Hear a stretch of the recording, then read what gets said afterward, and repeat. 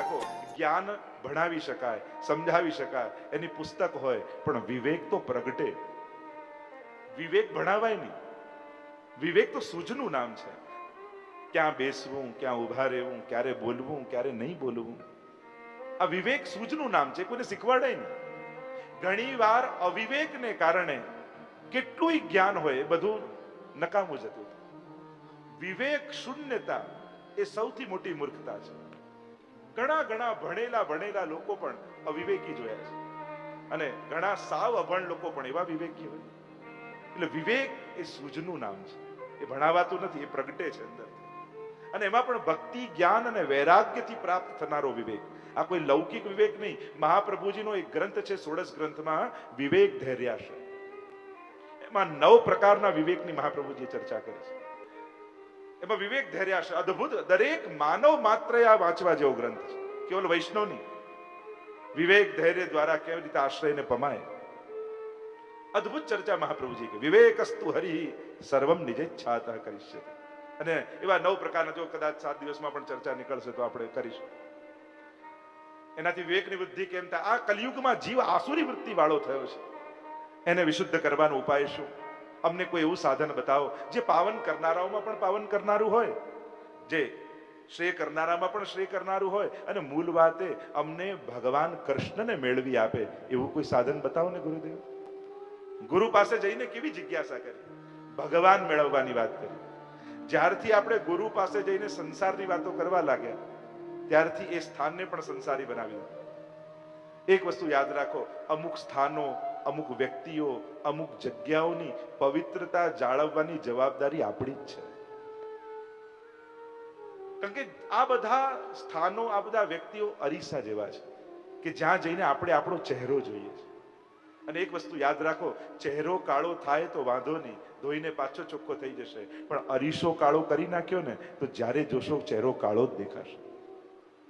આપણી ધાર્મિક સંસ્થાઓ, આપણા મંદિરો, આપણી હવેલીઓ, આપણા સત્સંગ મંડળો, એ બધા આપણા ચહેરા જોવાના દર્પણ છે.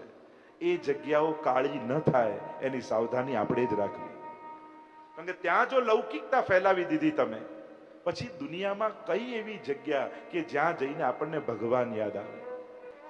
કોઈ એક ખૂણો તો એવો છોડો, કોઈ એક જગ્યા તો એવી છોડો કે નક્કી કરો આ જગ્યાએ જઈશ ત્યારે ભગવાન સિવાય બીજી કોઈ વાત નહીં કરે.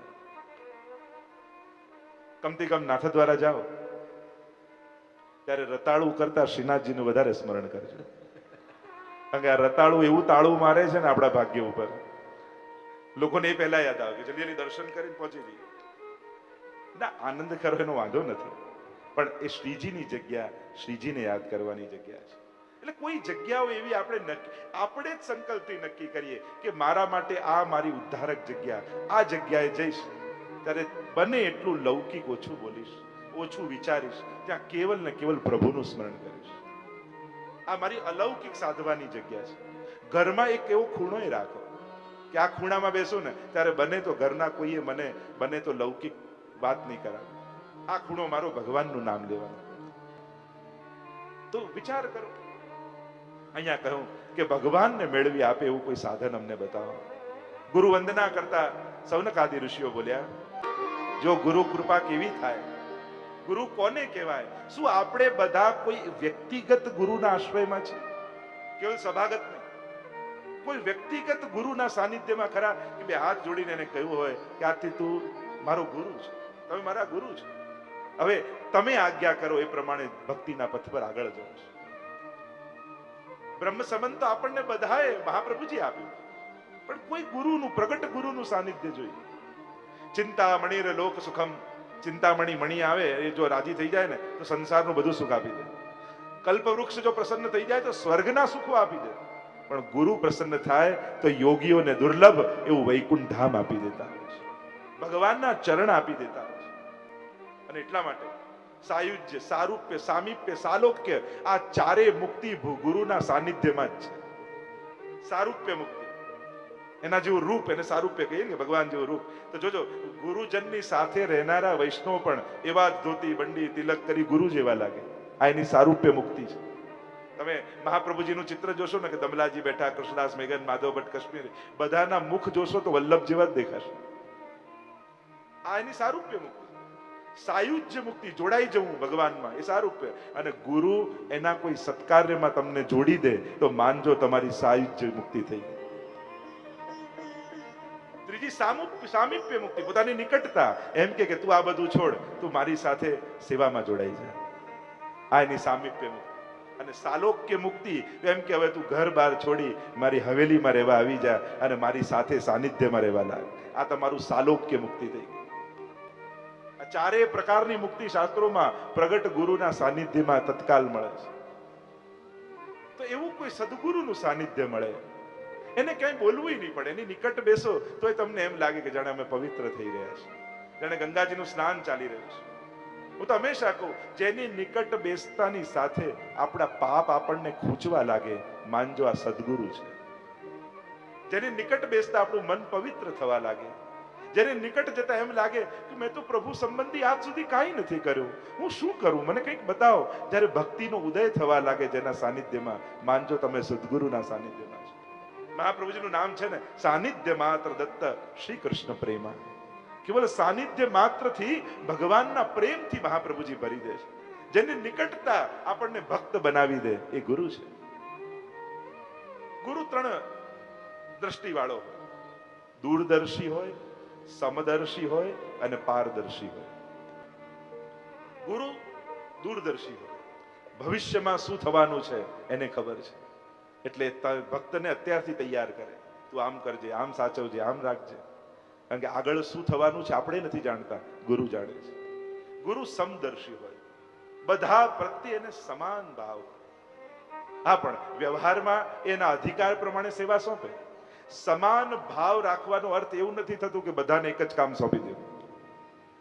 કારણ કે ભક્તની યોગ્યતા પણ હોય છે, એનો જેવો અધિકાર, એની જેવી યોગ્યતા, એ પ્રમાણે એની સેવા હોય. અને ગુરુ પારદર્શી હોય, એનામાં આગળ પાછળ, આ મારી પર્સનલ લાઈફ, આ મારી સમાજની લાઈફ, આ મારું આવું જીવન, આ મારું, અને પારદર્શી જે છે એની સ્પષ્ટતા હોય. અને એની પારદર્શિતા આપણને વિશુદ્ધ કરી દે છે. અને આમ આવા ગુરુનું સાનિધ્ય મળવું એ સૌથી મોટો ઉત્સવ છે. કહ્યું આપ મળ્યા એટલે નિશ્ચિંતા થઈ, ભરોસો બેઠો કે ભગવાન જરૂર મળશે. અબ મોહી ભા ભરોસ હનુમંતા, બિન હરિ કૃપા મિલે નહીં સંતા. લંકામાં જયારે હનુમાનજી વિભીષણને મળ્યા ને, એટલે કહ્યું કે હવે મને ભરોસો બેઠો, તમે મળ્યા ને તો રામ આવતા જશે. ગુરુ એ ભગવાનને મળવાની વધાઈ છે, કે પ્રભુ મળવાના છે, એની વધાઈ રૂપે ગુરુ મળ્યો છે. વંદન કર્યા, સુતજી સમજી ગયા કે શું ઈચ્છે છે. કહ્યું તમારા બધા જ પ્રશ્નોનો એક જ સમાધાન છે. કહ્યું ગુરુદેવ આપ આજ્ઞા કરો, આ બધા જ ભગવાનને મેળવી આપે એવું સાધન કહ્યું. ભક્તિ જ્ઞાન વૈરાગ્યથી પ્રાપ્ત થનારા વિવેકની વૃદ્ધિ શેનાથી થાય? અમારા ચિત્ત જે આસુરી થયા છે એને વિશુદ્ધ કરવાનો ઉપાય શું? કહ્યું કે આ બધાનો એક જ ઉપાય. અને ઉત્તર આપતા સુતજી બોલ્યા, સાંભળો સૌનકજી, કાલરૂપી વ્યાલ જ્યારે સર્વનો ગ્રાસ કરી રહ્યો છે, વ્યાલ એટલે સર્પ, અને આપણે બધા જ કાળરૂપી સર્પના મોઢામાં છે. ક્યારે આપણો ગ્રાસ થઈ જાય કોને ખબર નથી. અને એટલા માટે આ કાલના બંધનમાંથી મુક્ત કરવા માટે સુખદેવજીએ આ ભાગવત શાસ્ત્ર આપ્યું છે. ત્રાસ નિર્ણાસ હેતવે શ્રીમદ ભાગવતમ શાસ્ત્રમ કલૌ કિરેણ ભાષિતમ. આ કલયુગમાં સુખદેવજી આપણને ભાગવતજી આપ્યા. કારણ કે આ એકમાત્ર શાસ્ત્ર એવું છે જે તમને મૃત્યુથી પર લઈ જાય છે. બાકી મૃત્યુથી કોઈ જીતી શક્યું નથી, પણ ભાગવત જેને સાંભળ્યું એ મૃત્યુને જીતી જાય છે. મરીને નથી જવું, જીવીને જવું છે. બસ જીવનમાં આ સૂત્ર યાદ રાખજો. દુનિયા મરીને બધા જાય, કારણ કે જેણે જેણે મૃત્યુને મારવાની કોશિશ કરી એ બધા જ મરી ગયા. કંસે મારવાની કોશિશ કરી, એને સમાચાર મળ્યા હતા, પણ પરીક્ષિતે સમાચાર મળ્યા કે 7મા દિવસે મૃત્યુ. એમણે મારવાની કોશિશ ન કરી, એમણે સુધારવાની કોશિશ કરી. મૃત્યુને મારી નથી શકાતું, મૃત્યુને કેવલ સુધારી શકાય છે. અને મૃત્યુને સુધારવાનો પ્રયાસ એ શ્રીમદ ભાગવત છે. જીવનમાં દરેક વૈષ્ણવે એકવાર શ્રીમદ ભાગવત કથા 7 દિવસ જરૂર સાંભળવી જોઈએ. હું જાણું છું કે આમાં ઘણા એવા છે જે પહેલી વાર 7 દિવસ સાંભળવાના છે. હાથ ઊંચા નથી કરાવતો કે કોણ કોણ, પણ ઘણા એવા છે. અને ઘણા એવા છે જેને ઘણી વાર સાંભળી છે. આ ભવ ઔષધિ છે. ભાગવત શ્રવણ એ મૃત્યુથી પર કરનારું છે. અને એટલા માટે મૃત્યુ પછી જ ભાગવત બેસાડવી, આ તો મહાત્માની કથામાં આવે, ભાગવતની કથામાં નથી આવતું. પરીક્ષિત મહારાજ કાંઈ એવું જન્મે જઈને નતા કહી ગયા કે લે બેટા આટલું ધન હું ગુજરી જાઉં પછી કથા કરાવજે. આવું પરીક્ષિત મહારાજ કહી ગયા ના, એને તો એમ થયું કોઈ ગુરુ મળે ને જીતા જીવંત કથા શ્રવણ કરી અને મુક્તિથી પર થઈ જાઉં, મૃત્યુથી પર થઈ જાઉં. અને એટલા માટે ભાગવતજી ગયા પછી નહીં. જો તમે બધા કેટલા ભાગ્યશાળી છો, તમારા બધા ભાગ્યશાળી એટલા માટે કહું છું તમને બધાને કે આ તમારી પાછળ કથા નથી થઈ રહી, તમારી તો આગળ કથા થઈ રહી છે. તમે પોતે બેસીને સાંભળી રહ્યા છો, આ તમારું સૌભાગ્ય છે. પરીક્ષિત મહારાજની પાછળ, હા, આપણે તો એક વિધાન પ્રક્રિયા છે કે જ્યારે જેવું કોઈ સદગત થાય તો એની પાછળ આવો કોઈ સત્સંગ યજ્ઞ કરવો, એમાં ના જરાય નહીં. પણ ઉત્તમ પક્ષ એ છે કારણ કે આપણે બધાની તકલીફ એ ઘણી વાર મૃત્યુ સુધારવામાં જીવન સુધારવાનું જ ભૂલી જઈએ છીએ. તો ઘણા લોકો પ્લાનિંગ કરી મારા ગયા પછી આ કરજે, આ કરજે, આ કરજે. શા માટે? જાતે જ કરી જાવ ને. ગયા પછી પેલો કરશે કે નહીં એવા ટેન્શન સાથે આ દેહ છોડવો એના કરતા આ બધું કરી ગયા એના આનંદ સાથે દેહ ન છોડી કે ચલો આપણે કર્યું, આપણે કર્યું, આપણા દ્વારા થયું. આ બધા કરેલા સત્કર્મોને વાગોળતા દેહ ન છોડી.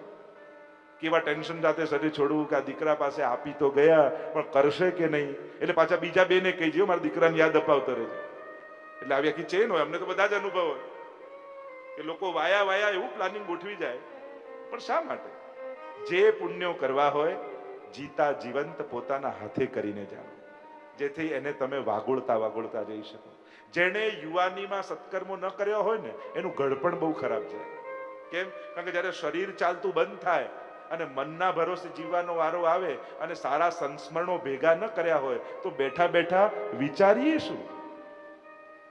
સારો વિચારે શું કરે? જેને સારા જીવનમાં બને ને તકો મળે તો સારા સંસ્મરણો ભેગા કરતા જજો, જેથી શરીર ચાલતું ઓછું થાય ને તો બેઠા બેઠા એ સારી ક્ષણોને વાગોળી શકે. ઘડપણ એટલે શું નથી થતું એને રડવાનો સમય નહીં, પણ જીવનમાં શું શું કર્યું એને વાગોળવાનો સમય છે. કે ચલો આપણે આ પણ સત્કર્મ કર્યા હતા, આ પણ કર્યા હતા, અને એ સારા મધુર સંસ્મરણોને વાગોળી પોતાના માટે જીવવાનો સમય ઘડપણ છે. કારણ કે આખી યુવાની ને આખી જિંદગી તો બીજા માટે જ જાય.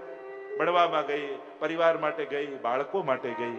હવે વૃદ્ધાવસ્થા એટલે પોતાના માટે જીવવાનો સમય. હવે મારા માટે જીવીશ, મારા માટે ભાથું ભેગું કરીશ. અને આ રીતે જે જીવે ને એનું ઘડપણ પણ સુંદર રીતે જાય, સારી રીતે જાય.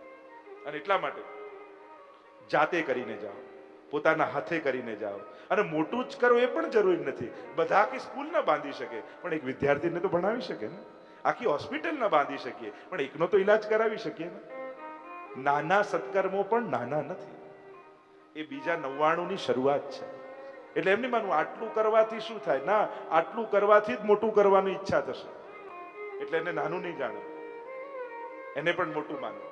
અહીંયા કહ્યું આ કાળમાંથી મુક્ત કરવા માટે ભાગવત શાસ્ત્ર આપ્યું છે અને આનાથી ઉત્તમ મન પવિત્ર કરવાનું બીજું કોઈ સાધન નથી. ભાગવતજીથી શું થાય કે ભાગવત સાંભળવાથી મન વિશુદ્ધ બને છે. કારણ કે આજે કલિયુગની તકલીફ એ છે, સામર્થ્ય વધ્યું છે પણ લોકોના મન બગડ્યા છે. સુખી થયેલો માણસ બીજાને સુખી થતો જોઈ શકતો નથી. આ બીમારી નથી, આ દુનિયાની સૌથી મોટી બીમારી છે કે માણસ પોતે ગમે તેટલો સુખી હોય પણ બીજાને સુખી થતો નથી જોઈ શકતો.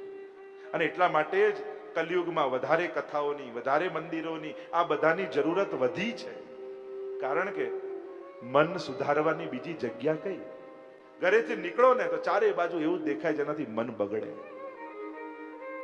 સંસારમાં એવી જગ્યાઓ બનાવવી પડશે કે જ્યાં જઈને મનને બે સારા વિચારો આવે. અને એટલા માટે મંદિરો બાંધવાની જરૂર છે, એટલા માટે સત્સંગની જરૂર છે, એટલા માટે કથાઓની જરૂર છે કે જેથી મનને ઉત્તમ ભોજન મળે. બાકી તો જ્યાં જઈએ ત્યાં મન બગડે એવી જ વાતો હોય. તમે કોર્ટમાં જઈને કલાક ઉભા રહો, તમને એમ લાગે આખી દુનિયા લડી જ રહી છે. તમે કલાક હોસ્પિટલમાં જઈને બેસો, તમને એમ લાગશે કે આખી દુનિયા બીમાર જ છે. પણ કલાક હવેલીએ જઈને બેસશો ને તો એમ લાગશે કે કોઈ હોય ન હોય, મારી સાથે મારો શ્રીનાથ મારી જોડે છે. જીવનમાં ગમે તેવો સંકટ આવી જાય, મારો ઠાકોરજી મારી સાથે છે ને, મારી ક્યાંય અટકવા મને ઠાકોરજી નહીં દે. ભરોસો આવે જીવન જીવવાનું બળ આવે. અને એટલા માટે આ બધું જરૂરી છે. હું તો મારા જીવનની વાત કહું. એક યુવાન છોકરો જીવનમાં કંઈક એવું બન્યું, નક્કી કર્યું કે મારે સુસાઇડ કરી લેવું છે, અને બીજા દિવસે નક્કી કર્યું એટલા જ એવામાં જ એના પિતાએ અમારી કથાની ભાગવત સપ્તાહની સીડી એને ત્યાં મોકલાવી, અમેરિકામાં રહેતા. અને થયું કે પપ્પાએ કંઈક મોકલાયું છે, કુરિયર આવ્યું, સીડીનો સેટ લાવ એક ચલાવી તો જોઈ લો, પછી રાતના તો જીવન સમાપ્ત જ કરવાનું છે. એક સીડી જોઈ તેમ થયું લાવ ના તો જોવા જેવું છે, બીજી જોવાની ઈચ્છા થઈ. 7 દિવસ એને કથા સાંભળી, એનો વિચાર બદલાઈ ગયો અને આજે જીવનમાં એ કેટલોય આગળ નીકળી ગયો છે. આ સત્ય ઘટના કહું. આવી તો કેટલી ઘટનાઓ રોજ બરોજ જીવનમાં બને છે. જીવન જીવવાનું બળ સદવિચારો આપે છે, કારણ કે હવે પાપ કરતું કોઈ રોકી શકવાનું નથી. ગમે તેટલા કાયદા કડક કરો, કોઈ રોકાવાનું નથી. કાયદાઓ નડે ને કોઈને કોઈની શરમ નડે છે. હવે તો આપણો આત્મા આપણને રોકે ને તો જ આપણે રોકાવાય. અને આત્માનું બળ એ કથાથી મળે છે, આત્માનું બળ એ હવેલીથી મળે છે, આત્માનું બળ એ સત્સંગથી મળે છે કે આ કરાય ને આ ન કરાય. બાકી કોઈ કાયદા દુનિયામાં કોઈને રોકી શકવાના નથી. જેટલો સમય જતો જાય છે માણસ સ્વચ્છંદ બનતો જાય છે, કોઈનાથી રોકાતો નથી. અને એટલા માટે હવે સદવિચારો મળે એવા સ્થાનો ઉભા કરવાની જરૂરત ઊભી થઈ છે. અને એટલા માટે આ બધું જરૂરી છે. કહ્યું ભાગવતજી મનને વિશુદ્ધ કરવાનું ઉત્તમમાં ઉત્તમ સાધન છે. કહ્યું આ કથા તો એવી છે જે દેવતાઓને પણ દુર્લભ છે. જ્યારે સુખદેવજી પરીક્ષિતને કથા કહેવા લાગ્યા એટલામાં સ્વર્ગથી બધા જ દેવતાઓ આવ્યા. જોયું તો હાથમાં સોનાનો અમૃતનો કળશ છે. કહ્યું કે આ શેના માટે? કે બીજું તો કાંઈ નહીં, સુખદેવજીને અમે લઈ જઈએ સ્વર્ગમાં અને એના બદલામાં તને સ્વર્ગનું અમૃત આપી દઈએ. તને મૃત્યુનો ડર છે ને, તું અમૃત પી લે, મૃત્યુથી પાર થઈ જઈશ. વિચાર કરે છે પરીક્ષિત મહારાજ, અમૃત લઉં. જો સુખદેવજીને ઓફર ન કરી પરીક્ષિત. સુખદેવજીને કરી હોત તો કે અમૃત તમને આપું તમે ચાલો.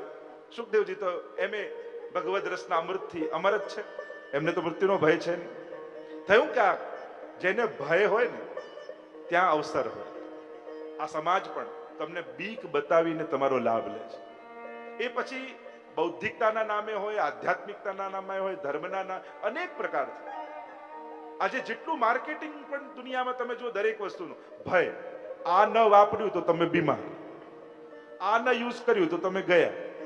તમને એમ લાગે જો આ પાણીની જગ્યાએ જો આ પી લીધું તો બીમાર પાકું. દરેક વસ્તુ ક્યાંક ને ક્યાંક ભય દ્વારા માર્કેટિંગ થાય. આ તમે દરેક વસ્તુને લગભગ જોશો તો ક્યાંક સમાજમાં ભય પેદા કરીને લાભ લેવો.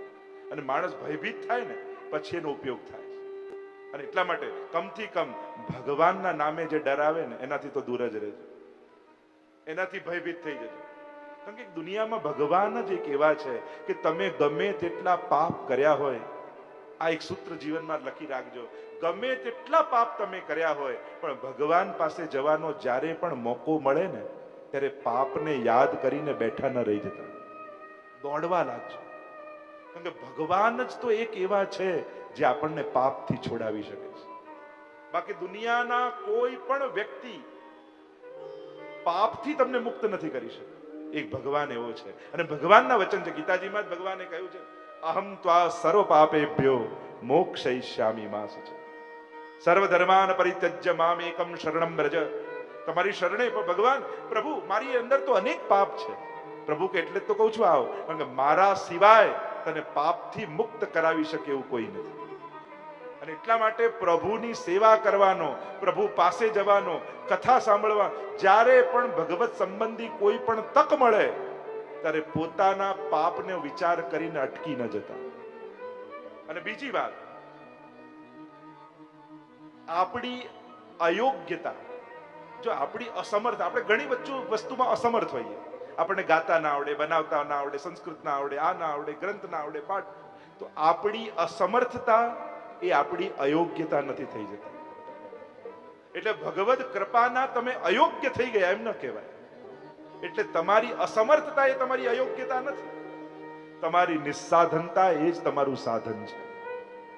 પ્રભુને કહો કે મને કાંઈ નથી આવડતું, તને પ્રેમ કરું છું, તારી કૃપાની આકાંક્ષા રાખું છું. પ્રભુ ચોક્કસ કૃપા કરશે. અને એટલા માટે પાપથી મુક્ત થવાનું એકમાત્ર સાધન પ્રભુની શરણાગતિ છે. તો વિશુદ્ધ થવાનો ઉપાય એ ભાગવતજી છે. ભાગવતજીનું શ્રવણ કરે, અને એમ તો કહેવાય દર વર્ષે એકવાર ભાગવતજીનું શ્રવણ કરે. દર વર્ષે ભલે વર્ષમાં એક દિવસ કોઈ ને કોઈ તીર્થમાં નિવાસ જરૂર કરવો, બને તો તીર્થમાં આવાસ કરો. આ બધા સ્થાનો, આ બધી પ્રવૃત્તિઓ અંતઃકરણને પવિત્ર કરનારી હોય છે. કહ્યું પરીક્ષિત મહારાજે કહ્યું કે હું અમર બનીશ પણ અભય થોડી આવશે, અને ભયભીત થઈને લાંબુ જીવા કરતા અભય બનીને જીવવું એ ઉત્તમ છે. મારે દીર્ઘ જીવન નથી જોઈતું, મારે તો દિવ્ય જીવન જોઈએ છે. અને અમૃતની પણ ના કહી દીધી, મારે નથી જોઈતું. અને દેવતાઓ પાછા જતા, દેવતાઓ છાના માના શ્રોતા અને ભક્ત બનીને બેસી ગયા હોય તો પરીક્ષિત કે સુખદેવજી કોઈ ના પાડવાના નહોતા, પણ અમને મળે ને બીજાને ન મળે, આ દેવતા વૃત્તિ છે. અમે સાંભળીએ પણ બીજાને સાંભળવા ના મળે. કથા સાંભળવા જાઓ ને ત્યારે મોટાઈ મૂકીને જજો. એમને શું, અમે દેવતાઓ, અમે કોઈ સાધારણ લોકો જોડે બેસીને થોડી સાંભળીએ. કથામાં આવ્યા, સેવામાં આવ્યા, હવેલીમાં આવ્યા, અને મનથી જો મોટાઈ ન મૂકી તો સેવામાં બહુ વાર ટકી નહીં શકે. પ્રભુ તમારા હાથની સેવા લઈ લેશે, પ્રભુ તમારે મળેલો લાભ લઈ લેશે. કારણ કે ત્યારે રાખેલી મોટાઈ એ આપણી અપાત્રતા સિદ્ધ કરી દેશે. પેલી આપણે તો વાર્તા પ્રસંગમાં નથી આવતું, પેલી રાણી આવી દર્શન કરવા કે શ્રીનાથજીના દર્શન તો કરું પણ મારો છત્ર ચામર ચાદર બધું ઓઢીને જાઉં. મહાપ્રભુજી તો પરમ કારુણિક, ઠીક છે એમ જાઓ. અરે શ્રીનાથજી પાસે જઈએ તો એવો ભાવ રાખીને જઈએ કે શ્રીનાથજી મને જુએ, શ્રીનાથજીની દ્રષ્ટિ પડે. ના તો ચાદર ઓઢીને જવા ગઈ, મનમાં અહંકાર રાણીપણાનો, અને બહાર હજારોની ભીડ, દરવાજા બંધ કર્યા, એને દર્શન કરાવે. પણ આ શ્રીનાથજી બાબા કોઈનું ચલાવી લેવા છે? બીજું સ્વરૂપ ધારણ કર્યું ને સાંકળ ખોલી દીધી. એવી ભીડ આવી કે એક કપડું ના બચ્યું. અને એટલા માટે પ્રભુ પાસે જાઓ તો મનમાં કોઈ મોટાઈ રાખીને ન જતા. દાસ બનીને જવું, સેવક બનીને જવું, ભક્ત બનીને જવું. કારણ કે દીનતા એ જ ભક્તની સૌથી મોટી મોટાઈ છે. જેટલી દીનતા હશે એટલા પ્રભુને વધારે તમે પ્રિય થશો. એટલે હું તો હંમેશા કહું, ચપ્પલ કાઢો ને એની સાથે પોતાની મોટાઈ પણ કાઢી દેવી. પછી તમે ગમે તેટલા મોટા માણસ હો, અંદર હવેલીમાં તો કેવલ ને કેવલ એક વૈષ્ણવ જ જવો જોઈએ. ત્યાં કોઈ પણ સંસારના મળેલા પદ યાદ રાખીને અંદર નહીં જવું. ગમે તેટલા દુનિયામાં મોટા પદ મળ્યા હોય પણ એ બધું બહાર કાઢી અંદર એક વૈષ્ણવ બનીને જવું, તો જ લાભ મળશે. કારણ કે લૌકિક સન્માન લેવાના દુનિયામાં ઘણી બધી જગ્યાઓ છે કે જ્યાં તમારી વાહવા થઈ શકે, મોટાઈ મળી શકે, સન્માન થઈ શકે. કેવલ ભગવાનની જગ્યા છોડી દો, નક્કી કરો અહીંયા મારે સેવા જોઈએ છે, સન્માન નથી જોઈતું. એક જગ્યા છોડી દો દુનિયામાં, એ છે ભગવાનનું સ્થાન, કે અહીંયા કોઈ પણ પ્રકારનું સન્માન મારે ના જોઈએ. અહીંયા કેવલ ને કેવલ હું સેવક બનીને જાઉં. કારણ કે અહીંયા હું મારું અલૌકિક સાધવા આવું છું, લૌકિક સાધવા નથી આવતો. લૌકિક સાધવાની દુનિયામાં ઘણી જગ્યાઓ છે. એક ઠાકોરજીનું સ્થાન જો આપણે છોડી દઈશું ને તો ભગવાનના સ્થાનો સાત્વિક અને પવિત્ર બનેલા રહેશે. નહીં તો ભગવત સ્થાનોમાં પણ લૌકિકતા વ્યાપી જશે.